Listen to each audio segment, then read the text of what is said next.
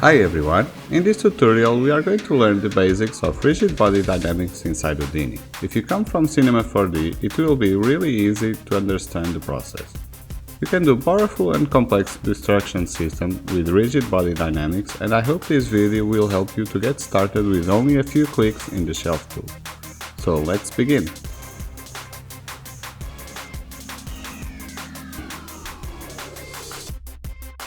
Okay, let's start our project by placing a sphere.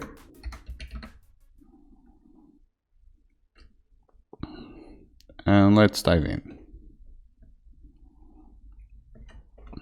Let's convert this sphere to a polygon and increase the frequency to 20. Okay, we have a simple sphere, and let's break that sphere. We can break that with a Voronoi fracture. As you see, Voronoi fracture. For the first input, we need to wire the object we want to break. And the second input is asking for the points to know where to break. We can do that by placing a scatter. Right, we are scattering some points along the surface. Let's decrease this to 100. Okay, I'm going to increase the view. Let's go to point size 10 so you can see the points. Okay, so now we are scattering the points, 100 points along the surface of the sphere, and let's wire these points to the second input of Voronoi. If you wire the Voronoi, you don't see much, but to see the breaking and the fracture, let's place an exploded view node. This node will allow us to see the breaking points. Okay, see, with the uniform scale you can increase or decrease to see the fracturing. Right now we see that our fracturing points are making these little spikes. It can be cool for different results. But how can we break inside the sphere? Because now we are only scattering points along the surface, so the Voronoi fracture is only breaking on the surface of the sphere. That's why we have only fracturing on the surface, and we have those spikes to the center. In order to do that, there are some different approaches. We can convert this to a ISO offset, to a volume, right? Increase the uniform division to 50, then scatter. As you may know, this way you can scatter points inside the sphere, right? It's not only on the surface. Let's decrease this to 100 again, and you see we have some points inside the sphere. So now if we wire these scatter points to the second input of Voronoi, we'll see that now we have some breaking and fracturing inside the sphere. We don't have anymore those spikes, right? There is other way to do that. Again, with the scatter points only on the surface, we can link the Voronoi fracture points. With this node, we can link the geometry first on the wire on the first input, and then on the second input we can link the impact points. So now we'll see this weird kind of volume shape, and if we press here visualize points, you can see we have different points inside the sphere, right? Now we are scattering points on the surface, interior and exterior. If you see, if I increase this point density on the surface, we'll have more points on the surface of our sphere. On the interior, it happened the same. And this way, without converting the sphere to a volume and then scatter, we can simply use these Voronoi fracture points with a simple scatter on the surface. And now we are breaking. Let me turn this on. Now we are breaking inside the sphere. And this way we can control, for example, we want less points on the surface. Let me decrease this to maybe 0.1 and have a lot of points inside the sphere. This is one way to control the fracturing. See? Pretty cool. One other thing you can do is using the paint tool to decide where you have more fracturing points. But we are going to check that in a bit, because in our simulation I want to have our sphere intact, right? And we have a capsule or a bullet dropping from the sky and breaking the sphere. But for now, let's go with this one. I'm just going to explain how the system works, and we'll go back to the paint tool in a bit. So we have this Voronoi fracture.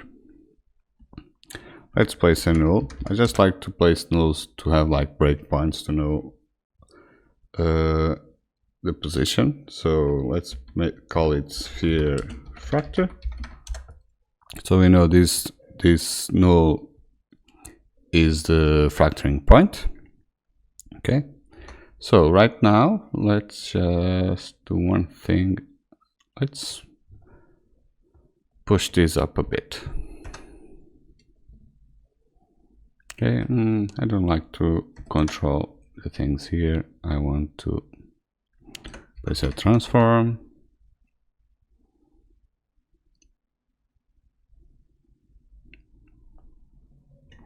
Let's delete this is offset because I'm not using it. Okay, now let's push this up. Okay, we have our sphere. And now how do we convert this and make this dynamic? On Cinema 4D you just add a tag, right? Here in Houdini is a little bit more complex, but you can have a shelf tool to do that system for you. So select the sphere. Let's go to this tab where it says rigid bodies. Here, rigid bodies. When we have a lot of fracture on the main object, we can go to RBD objects, and this is creating a Autotop network. And if you go inside the sphere, now you see you have a rest node, assemble node, and a doping port. Okay, and here on the Autotop network we have a sphere with a merge, rigid body solver, another merge, gravity, and output. Let's place a floor just to see what is going on. Let's place a ground plane.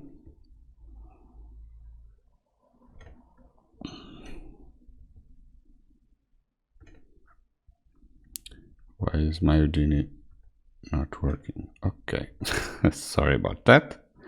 Okay, now we have a ground plane, that is a floor, and you'll see on our DOP network, if you press L, now we have a ground plane, wire to a static solver, and wire to a merge with our RBD objects. Right. So now, if I press play, you'll see our sphere is breaking. Pretty cool, pretty simple for now.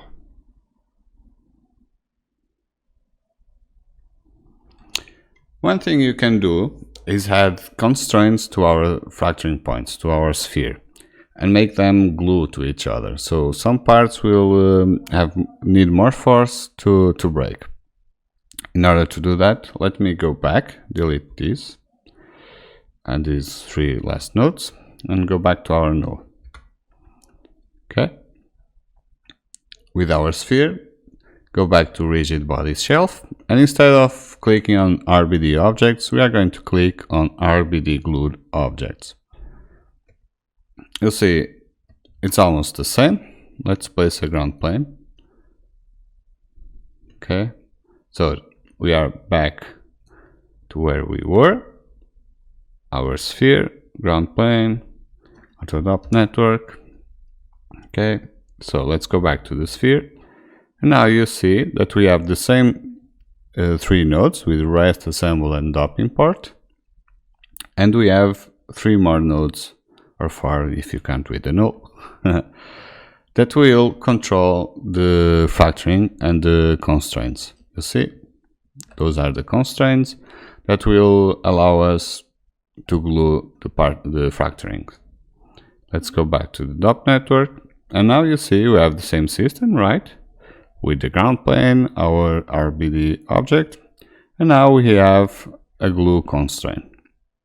With this glue constraint, you see we have the strength of 10,000. If I press play, some of the particles will stay together.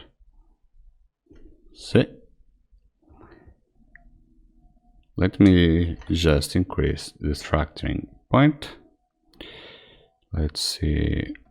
So we have here. Let's increase the surface to 0.5. Okay. We have more factoring points.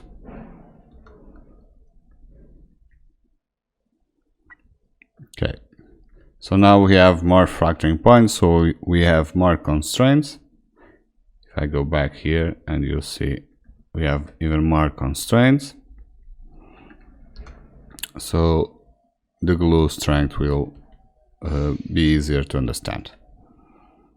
As you see now, only some points are breaking because on those pieces the force of the impact is stronger. If I decrease this to 100, for example, you'll see they will break more easily. If I go to 1000, now just play with these values to understand this glue effect, this glue constraint. These other points are for the propagation of the factoring. I like to keep these like 0.5 and 0.4. Let me maybe increase this to 3000. Let's see. And you'll see the factoring will take more time to break. The strength is way too high.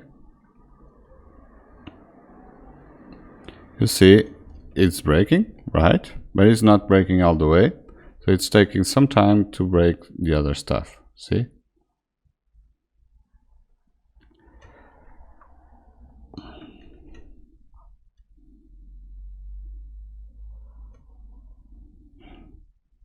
Okay. So this is the basic stuff. Of course, we are working with a sphere. It's a simple object, but you can link any object you want.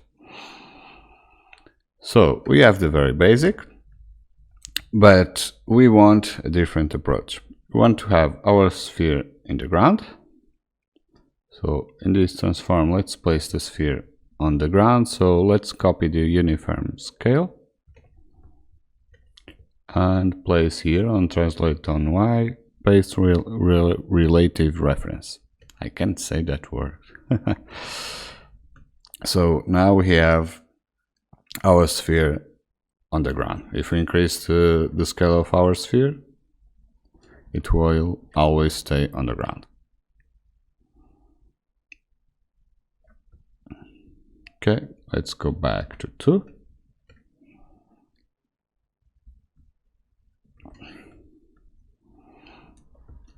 And let's create our bullet. Let's place a geo node, call it bullet,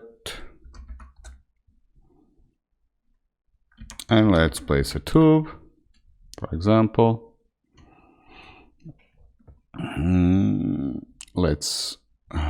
Let me hide the other objects just so we can see.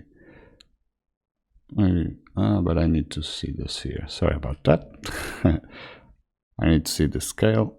Okay, it will be a bit higher.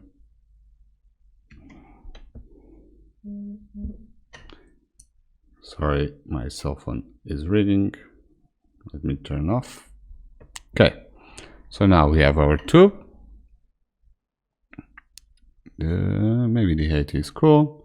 Let's bevel this just to smooth the points.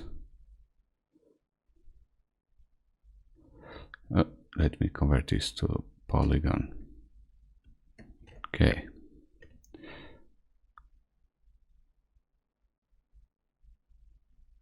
Okay.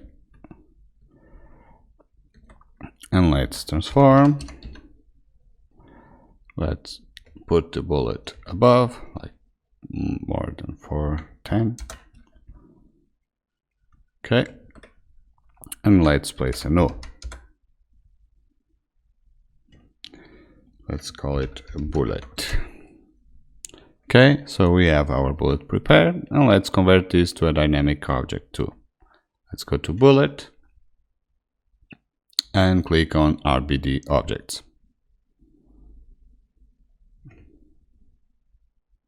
Now if we dive into Autotop Network, we'll see that now we have a bullet here, wired to the merge with the sphere and then wired to the rigid body solver. Okay. Right now if I press play, our sphere is starting to break and our bullet is doing almost nothing. It's colliding with the sphere as we want, but it's not the bullet that is breaking the sphere, right? So we are going to do a little tricks for that animation, as I did on the example, because I want to see you don't have to always like follow the physics. Okay, you can do a little tricks. For example, let's turn off the gravity.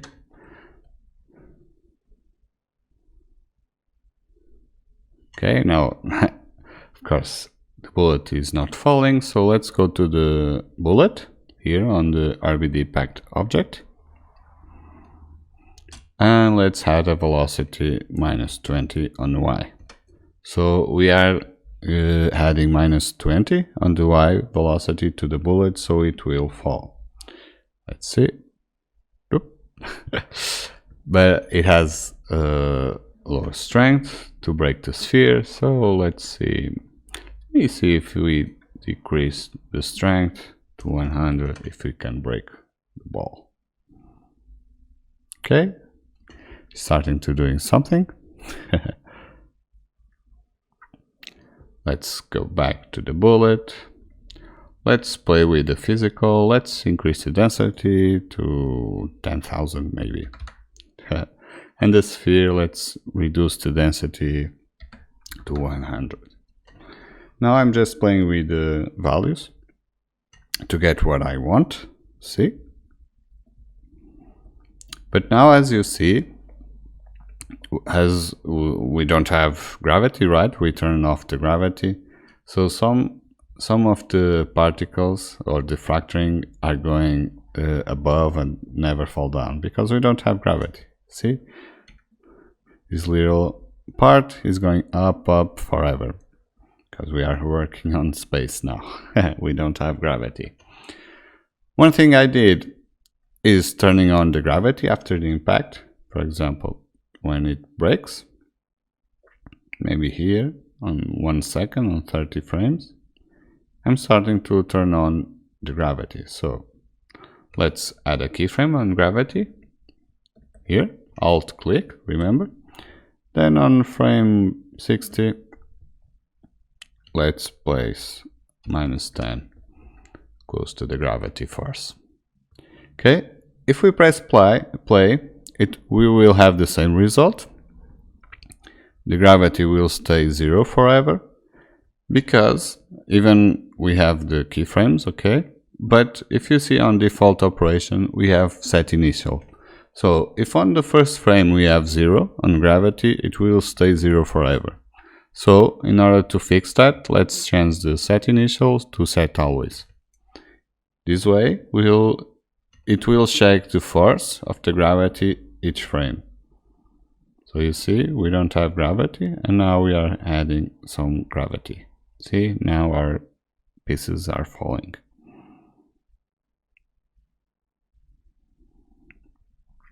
Pretty cool. And we are missing one little thing. Remember when I said we can paint the fracturing with the paint node, right? Because now, as you see, we have the fracturing points uniform along the surface, right? And I want to have more fracturing points above. We have more fracturing when the bullet hits, and less fracturing points on the bottom. So how do we do that? Let's go back to our sphere, and let's go back to our null, just to see what we are going to do. So, as I said, now we have fracturing points alongside the surface, right? And we are going to use the paint tool to control our scattering points. Okay, so go to the transform and let's wire a paint node.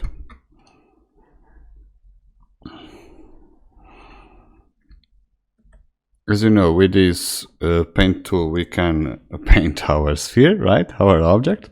Let's go to the background and apply to all to paint everything on black. Let's change the view to top viewport.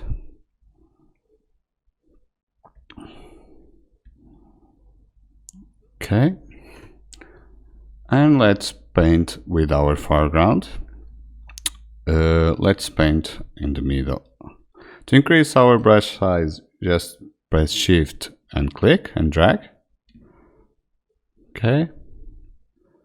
Let's now make it not so uniform.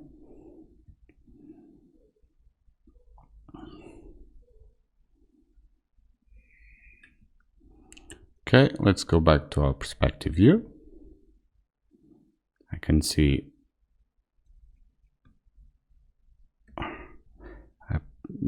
I need to increase on this size a little bit. Okay. And let's go here, operation for all, let's smooth and apply to all, and you'll see our paint will be smoother. Okay, so now what? Let's place a scatter node, wire to the wire, to the paint node, and you see nothing happens, and we have only colors on our scatter points now.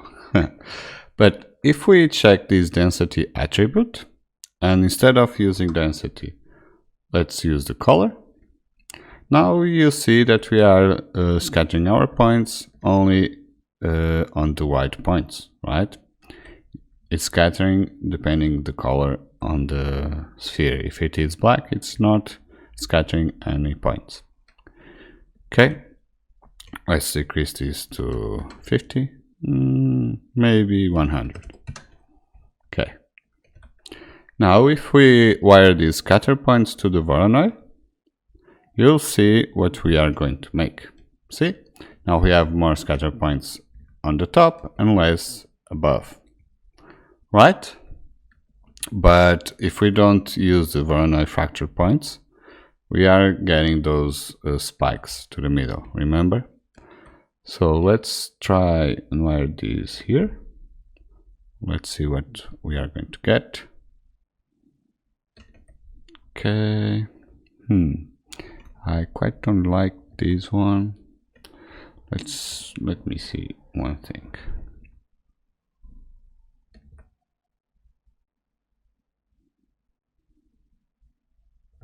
Now I'm just playing with the Voronoi fracture points to see what we can do.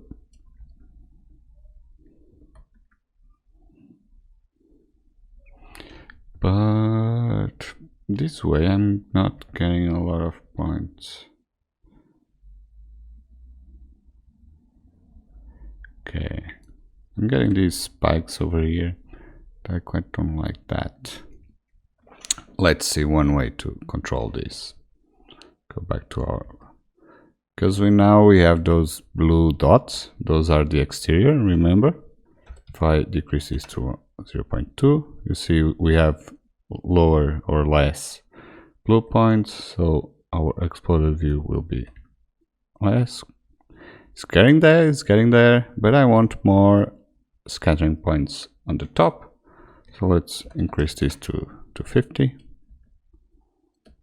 We are getting there, so we have more fracturing on the top and less on the bottom.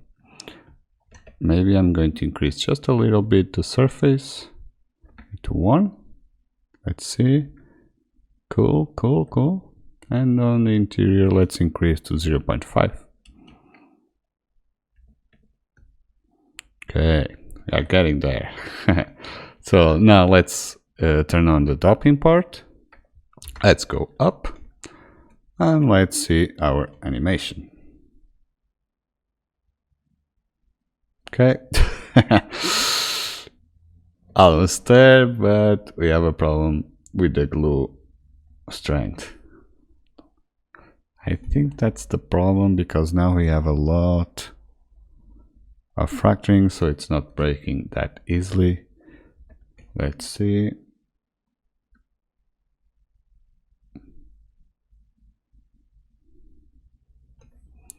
Maybe increase the L5. Let me check if we need to increase or decrease number of seconds for the glue impulse to decay by 1/2. Okay, so if we have low and the propagation 1, not 1. I don't like to play with full force. And on the bullet, let me increase maybe the initial velocity,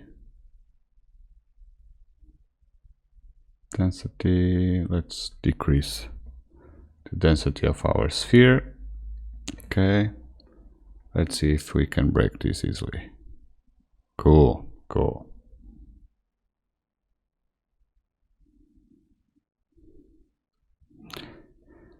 Okay, we are getting somewhere.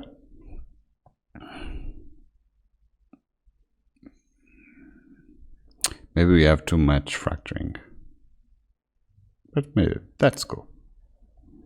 Let me just decrease, not for my taste, but if you like. Now, as you see, it's depending on the taste for each one. So on the fracturing points, let's put this like this. So here, let's increase this to 30.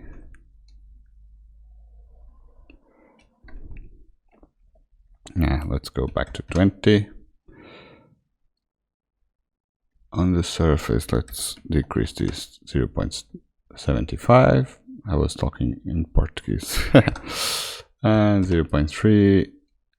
And exterior 0.4. Okay, let's check the fracturing. Okay, not bad. And let's check our simulation. Let's go back, reset the simulation, and let's see what we have.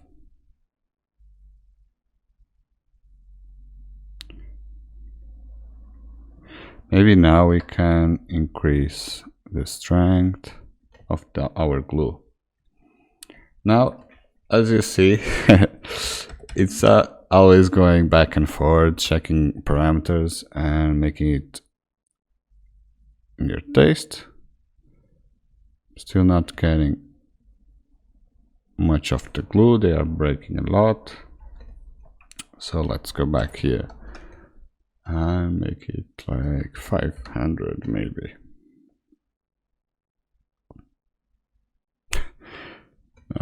He's way too strong.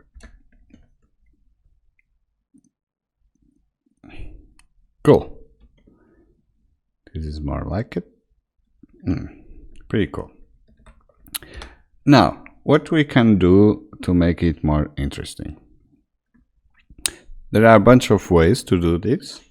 On my kickball experience, I did the debris by myself. I placed a a particle node and a pyro node from the scratch, but you can see you can do other thing and it's more easy. So let's select the sphere, and if we go to the shelf tool and rigid bodies, you see you have a debris icon. If you press on debris, let's go up. Now you see that we have a debris source, a debris scene, and our output debris. So now, if I press play, you will see that we are going to emit a lot of particles, we call them debris or dust, on our fracturing edges. So let's see.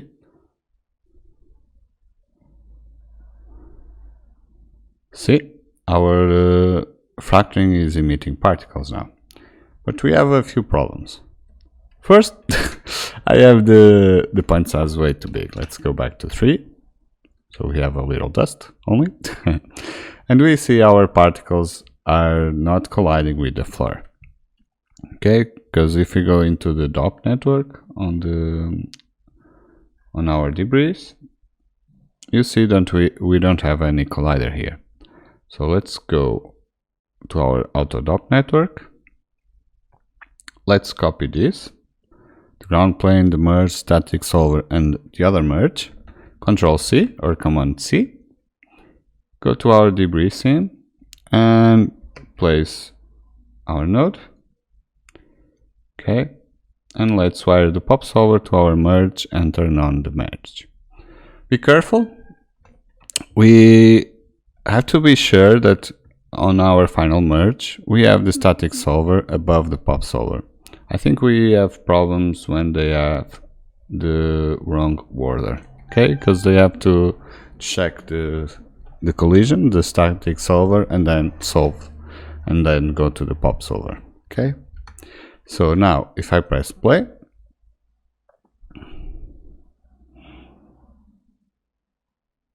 you see our particles are now colliding with our ground plane.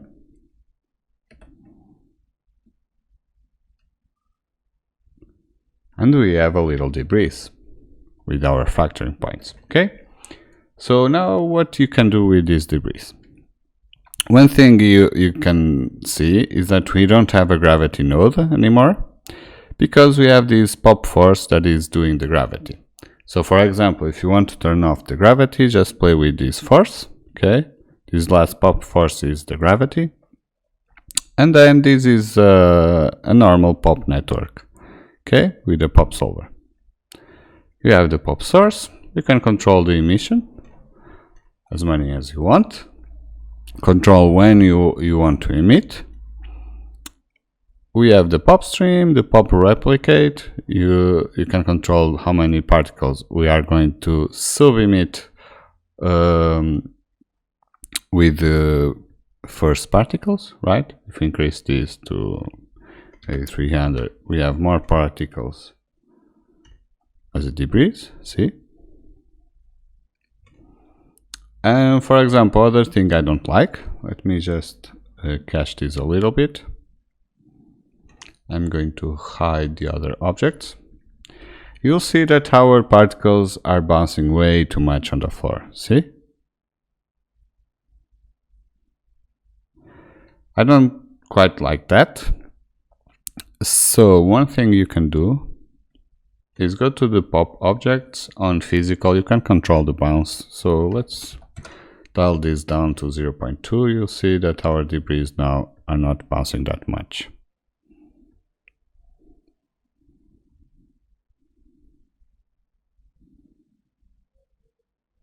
Pretty cool, right? You can play.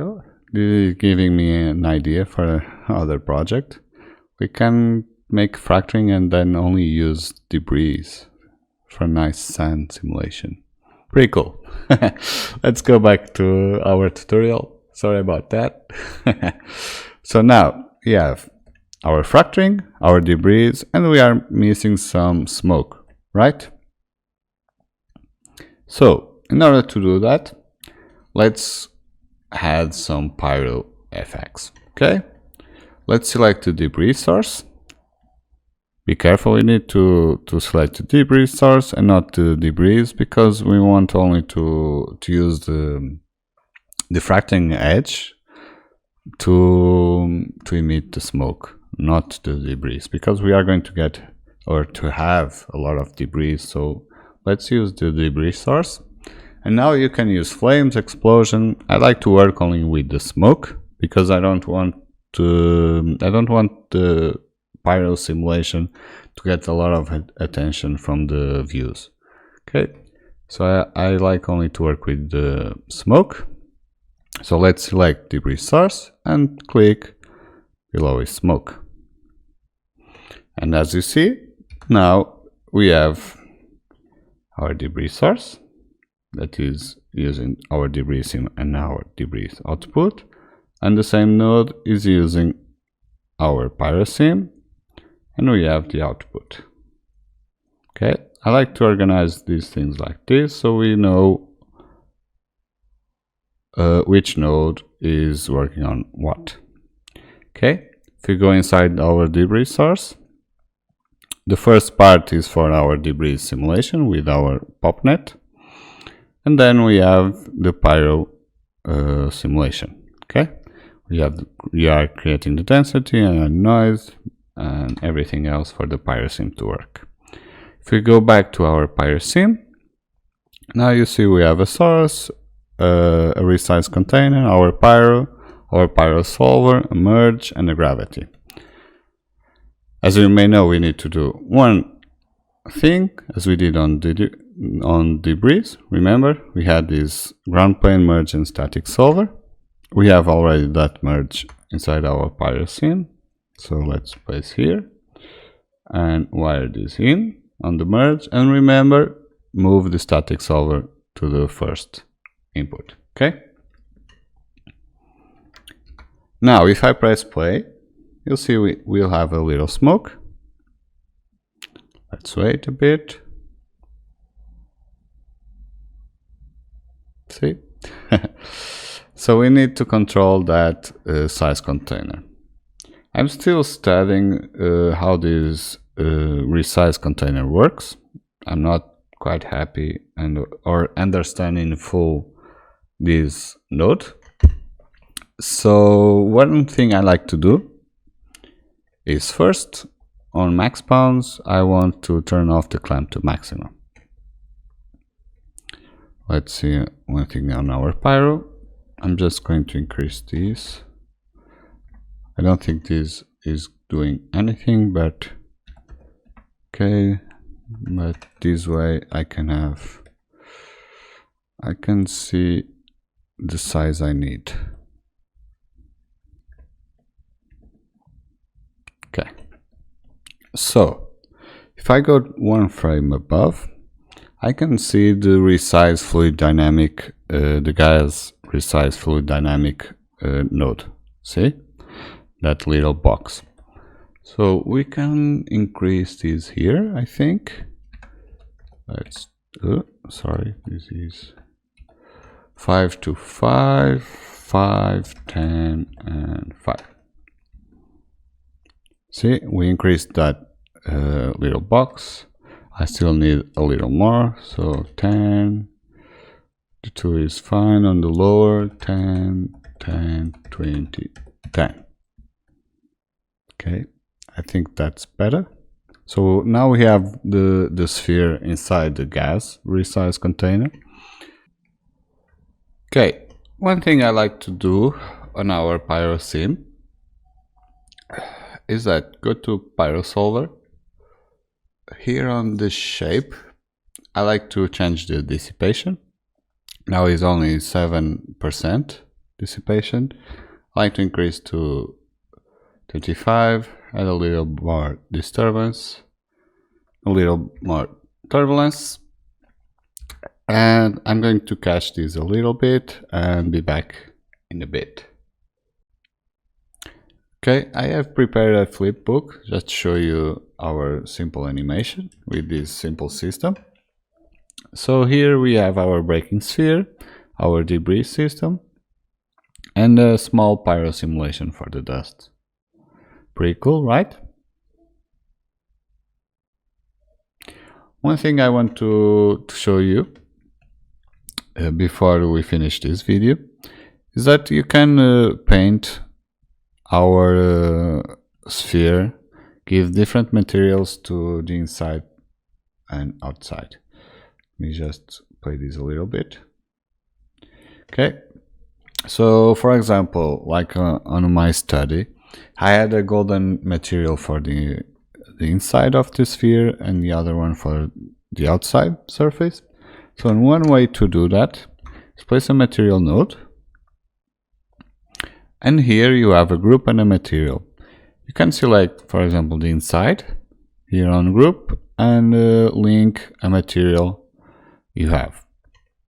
And then this node is giving a material you design for the inside surface, and for the outside just place another material, link this out, and pick the outside group, and then link the other material you want. This way you can have different materials and colors to your sphere, one for inside and the other for outside. Okay. Okay, one other thing I want to show you. Let me place a box.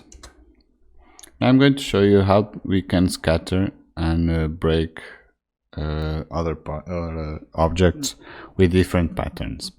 It's very simple to do now. Let's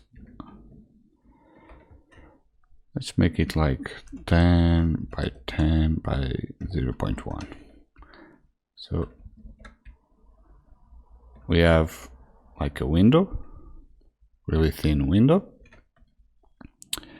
and let's place a RBD material factor. This node is a little bit more complex and heavy to process, but as you see, it gives you a different pattern depending on the material you want. You may have seen some shattering and dynamics with wood, glass, and this is one way to do that. Instead of creating these different patterns, let me place an exploder if we can see. Let me see. Okay. See? And on this material, on this node, we can change the material type. For example, we have concrete, glass, and wood. We have wood, it will place a patterns like wood, so this object will break as it was wood. As you see, it takes a lot of time to process the pattern, but it's really good node to work. I did this glass study using this RBD material factor. Now we have a different pattern, as you see, a more complex one.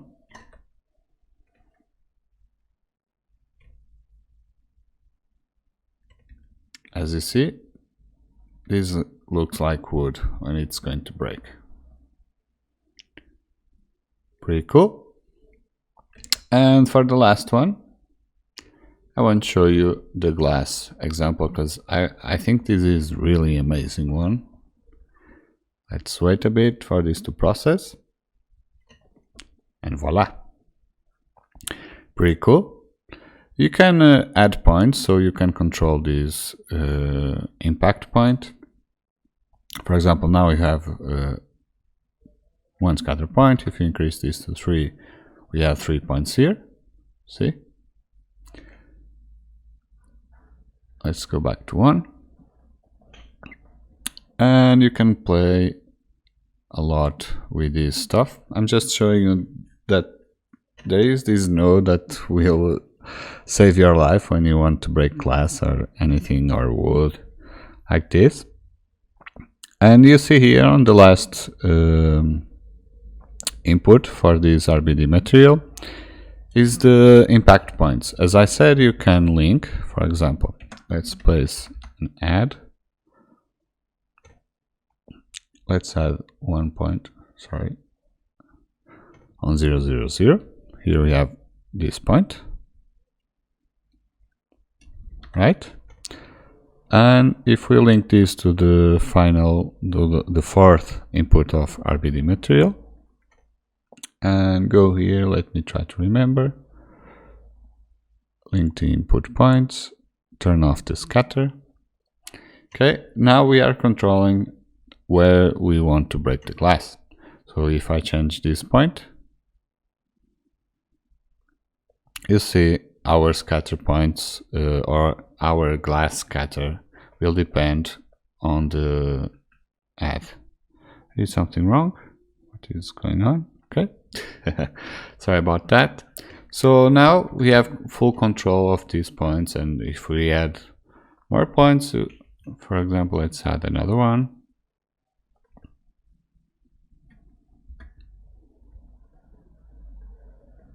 See, now we have 2 points. Imagine the possibility we can do with this simple node. Okay. Everything else you want to do, just like we learned on the sphere. Pick up the object and go to rigid body shelf tool and RBD glued objects and just play with dynamics. Now you know how to create a simple dynamic system, and don't be afraid to explore these amazing tools inside Houdini and achieve complex and awesome destruction results. If you like this video, don't forget to hit the subscribe button and check out our Patreon page.